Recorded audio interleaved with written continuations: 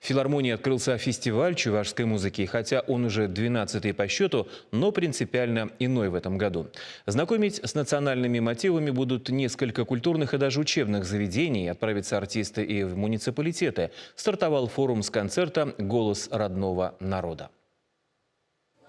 И современная музыка, и исконная, но в современной обработке для ансамбля «Сявал» национальные мотивы – визитная карточка. Артисты исполняют в основном гостевые чувашские песни. Для того, чтобы они лучше воспринимались на слух, их аранжируют на новый лад. Сначала расшифровывают эти песни, потом аранжировки, на разные голоса пишут, аранжируют, и в новой обработке вот так они звучат. Ансамбль «Сявал» исполняет и современные песни, к примеру, на музыку Николая Казакова. Вообще исполнители говорят, радует, что в Чувашии нет дефицита авторов стихов и музыки. Есть выбор, а значит, можно предпочесть лучшее. Интерес к чувашской музыке, слава богу, есть. Это меня радует, не угасает. В Чувашии вообще песенный народ, скажем так.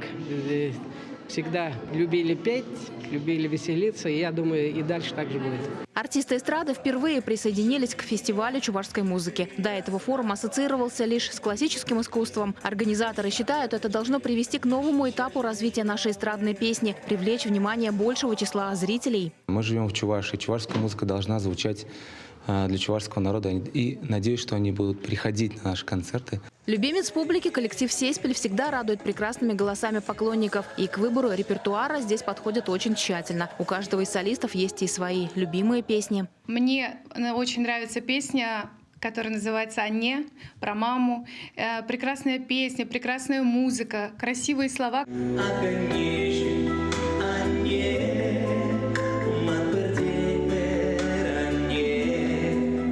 Зрители смогли услышать и премьеры песен, и увидеть дебюты совсем молодых певцов. Отправятся артисты и в муниципалитеты Чувашии. Такой же точно концерт уже 15 февраля пройдет в Шихазанах, а 16 февраля в селе Аликово. Наталья Егорова, Дмитрий Макаров, Вести Чувашия.